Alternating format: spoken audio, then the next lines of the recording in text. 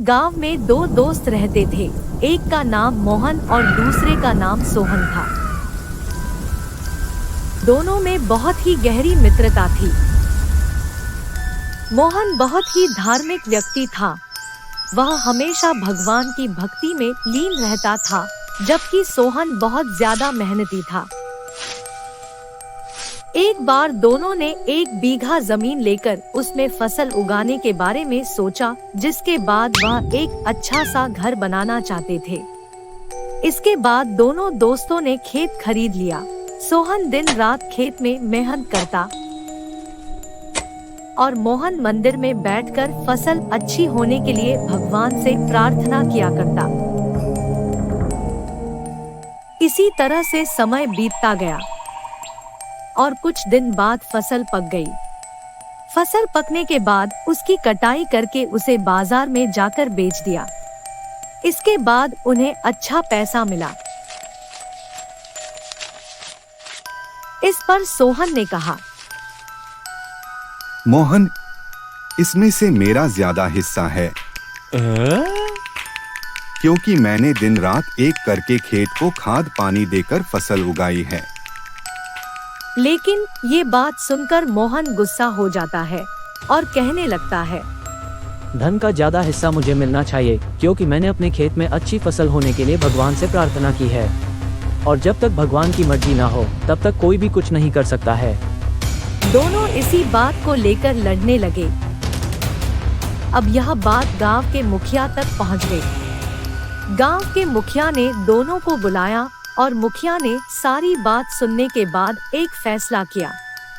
मुखिया ने दोनों दोस्तों को चावलों की एक बोरी दी, जिसमें चावलों के बीच छोटे छोटे कंकड़ मिले हुए थे। फिर मुखिया ने कहा, इस चावलों की बोरी को घर ले जाओ और इसमें से सुबह तक चावल और कंकड़ अलग अलग करके लेकर आओ। फिर मैं सुबह फैसला करूंगा कि फसल का ज्यादा धन किसको मिलना चाहिए।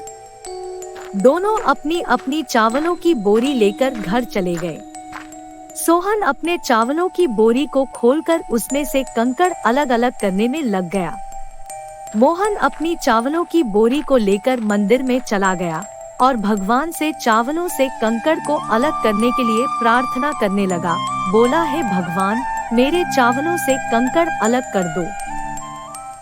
दोनों अगली सुबह मुखिया के पास पहुँचे। सोहन ने तो पूरी रात जागकर चावलों से एक एक करके सारे कंकड़ अलग कर दिए। इस पर मुखिया बहुत खुश हुआ और मोहन ने अपनी बोरी मंदिर से ले जाकर ऐसी की ऐसी मुखिया के सामने रख दी और मुखिया से बोला, आप बोरी को खोलकर देख लीजिए। मुझे भगवान पर पूरा विश्वास है कि इस चावल की बोरी से सारे कंकड़ निकल चुके होंगे।